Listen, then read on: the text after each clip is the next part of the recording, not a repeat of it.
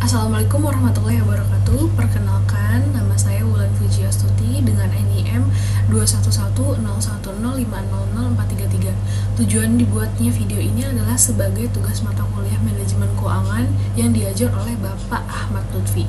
Saya akan mempresentasikan hasil penelitian skripsi saya yang berjudul pengaruh return on asset, earning per share, dan debt to equity ratio terhadap harga saham pada PT Intibangun Sejahtera Tbk subsektor telekomunikasi periode 2014 sampai dengan 2023. Di mana pokok pembahasannya ada 6 pokok pembahasan. Yang pertama adalah pendahuluan, kajian pustaka, metode penelitian, hasil penelitian, pembahasan penelitian, dan kesimpulan juga saran. Yang pertama pendahuluan, latar belakang. Penelitian ini dilatar belakangi dengan adanya gap antara penurunan harga saham operator telekomunikasi akibat pandemi COVID-19 yang menunjukkan bahwa sektor telekomunikasi tidak kebal terhadap krisis ekonomi. Dengan PT Intibangun Sejahtera yang berhasil menjaga kinerja bisnisnya dengan baik di tengah kondisi COVID-19. Hal tersebut dapat dilihat dari laba bersih kuartal ketiga tahun 2020 sebesar 86,26 miliar atau naik sebanyak 19,5% dari 72,18 miliar di posisi kuartal ketiga 2019. Selain itu terdapat kebutuhan untuk menganalisis kondisi profitabilitas PT Intibangun Sejahtera Tbk dari tahun 2014 hingga tahun 2023 untuk memahami tren dan dampaknya terhadap keputusan investasi.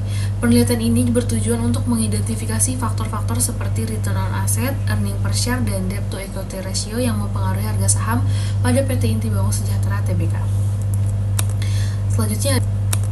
Selanjutnya ada tujuan dan manfaat. Tujuan penelitian ini adalah untuk mengetahui apakah return on asset, earning per share, dan debt to equity ratio itu berpengaruh secara parsial dan simultan terhadap harga saham pada PT Intibangun Sejahtera Tbk periode 2014 sampai dengan 2023.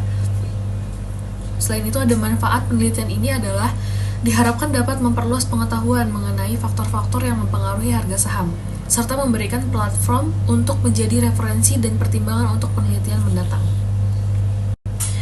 Selanjutnya ada kajian pustaka. Yang pertama adalah landasan teori. Teori yang pertama saya gunakan adalah teori keagenan atau agency theory. Teori keagenan adalah teori yang meneliti hubungan baik antara kedua belah pihak, yaitu pemegang saham dan manajer, di mana teori keagenan dapat memberikan kerangka teoritis yang kuat untuk memahami dinamika yang terjadi. Misalnya, harga saham itu mempengaruhi bagaimana earning per share dapat mengukur keberhasilan manajemen dalam mencapai keuntungan bagi pemegang saham, karena proporsi rasio utang atau debt to equity ratio dan aset atau return on asset perusahaan akan menentukan tingkat pengawasan yang diperlukan. Teori yang kedua adalah teori sinyal atau signaling theory. Teori sinyal adalah tindakan yang dilakukan oleh manajer perusahaan untuk memberikan petunjuk kepada investor mengenai pandangan mereka terhadap prospek perusahaan. Dalam kaitannya dengan penelitian mengenai return on asset, earning per share, dan debt to equity ratio terhadap harga saham, teori sinyal dapat berfungsi sebagai sinyal yang menginformasikan investor tentang kinerja keuangan perusahaan. Misalnya, perusahaan dengan utang yang sehat dan manajemen aset yang efisien dapat mengirim sinyal positif mengenai stabilitas dan prospek keuangan jangka panjang perusahaan tersebut. Lalu teori berikutnya ada menurut Kashmir, return on asset adalah rasio yang menunjukkan hasil atas jumlah aktiva yang digunakan di dalam perusahaan. Menurut Kashmir juga, earning per share atau EPS merupakan rasio untuk mengukur keberhasilan manajemen dalam mencapai keuntungan bagi pemegang saham. Rasio yang rendah berarti manajemen belum berhasil untuk memuaskan pemegang saham. Sebaliknya, dengan rasio yang tinggi, kesejahteraan pemegang saham meningkat. Dengan pengertian lain, tingkat pengembalian yang tinggi. Lalu selanjutnya ada menurut Kashmir, debt to equity ratio merupakan rasio yang digunakan untuk menilai utang dengan ekuitas. Rasio ini dicari dengan cara membandingkan seluruh utang, termasuk utang lancar dengan seluruh ekuitas. Rasio ini berguna untuk mengetahui jumlah dana yang disediakan peminjam atau kreditor dengan pemilik perusahaan. Dengan kata lain, rasio ini berfungsi untuk mengetahui setiap rupiah modal sendiri yang dijadikan untuk jaminan utang. Selanjutnya ada metode penelitian.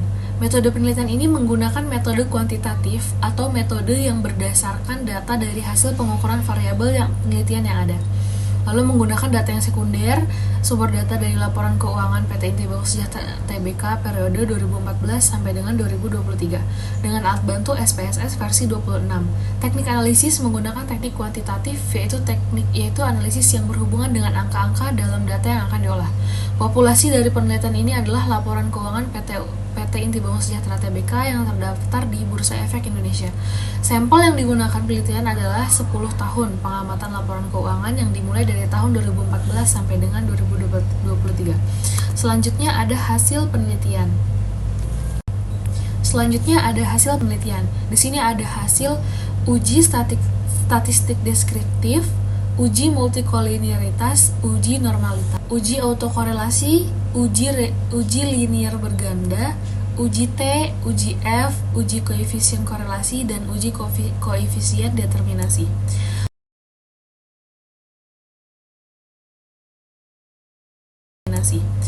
Lalu pembahasan penelitian. Yang pertama, pengaruh return on asset terhadap harga saham.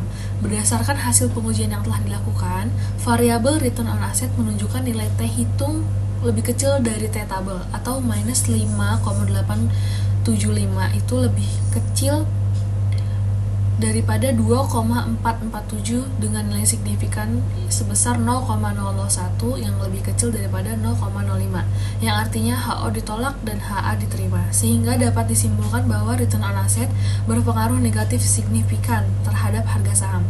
Hal tersebut menunjukkan bahwa hasil nilai ROA IT hitung negatif, artinya apabila nilai ROA naik, maka harga saham akan mengalami penurunan.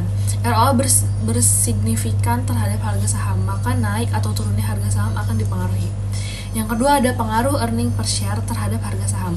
Berdasarkan hasil pengujian yang telah dilakukan, variabel earning per share memiliki nilai T hitung 8,385 atau lebih besar dari 2,447 dan nilai signifikan sebesar 0,00 lebih kecil daripada 0,05 yang artinya HO ditolak dan HA diterima, sehingga dapat disimpulkan bahwa earning per share berpengaruh signifikan terhadap harga saham. Yang ketiga ada pengaruh debt to equity ratio terhadap harga saham. Berdasarkan hasil pengujian yang telah dilakukan, variabel debt to equity ratio memiliki nilai T hitung sebesar 2,842 lebih besar daripada 2,447 dan nilai signifikan sebesar 0,030 lebih kecil daripada 0,05 yang artinya HO ditolak dan HA diterima, sehingga dapat disimpulkan bahwa debt to equity ratio tidak berpengaruh signifikan terhadap harga saham. Yang keempat ada pengaruh return on asset, earning per share, dan debt to equity ratio terhadap harga saham. Berdasarkan pada hasil pengujian pada tabel di atas, diperoleh nilai F hitung lebih besar dari F table atau 42,019 lebih besar dari 4,76. Hal ini juga diperkuat dengan p-value lebih kecil daripada signifikansi 0,05. Dengan demikian,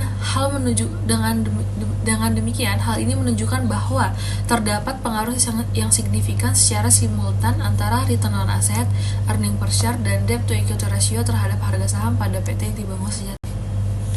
Selanjutnya ada kesimpulan.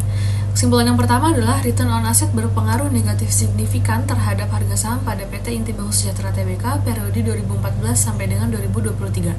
Earning per share berpengaruh signifikan terhadap harga saham pada PT Inti Bangun Sejahtera periode 2014 sampai dengan 2023. Yang ketiga, debt to equity ratio tidak berpengaruh signifikan terhadap harga saham pada PT Inti Bangun Sejahtera Tbk periode 2014 sampai dengan 2023.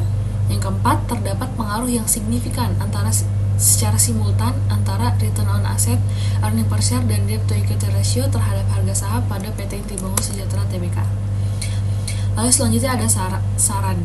Yang pertama adalah perusahaan perlu fokus pada efisiensi penggunaan aset untuk meningkatkan return on asset dengan mengevaluasi dan mengoptimalkan produktivitas aset, serta melaksanakan pelatihan karyawan untuk meningkatkan kerja operasional. Yang kedua, disarankan agar perusahaan meningkatkan laba bersih melalui strategi pemasaran yang efektif dan pengurangan biaya, serta mempertimbangkan buyback saham jika kondisi keuangan memungkinkan untuk meningkatkan earning per share. Yang ketiga, investor dan calon investor disarankan untuk memperhatikan metrik keuangan penting perusahaan, terutama struktur modal, profitabilitas, dan likuiditas saat berinvestasi saham. sekian presentasi skripsi saya.